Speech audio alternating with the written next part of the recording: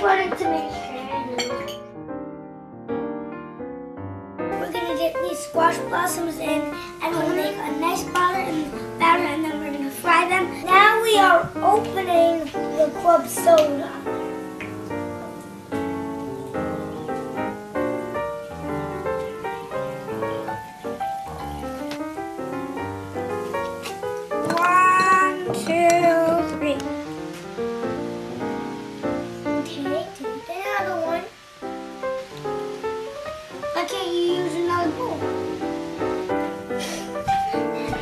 Okay, now I'm going to check if it's ready. So I didn't think that one was ready, so I flipped it back over.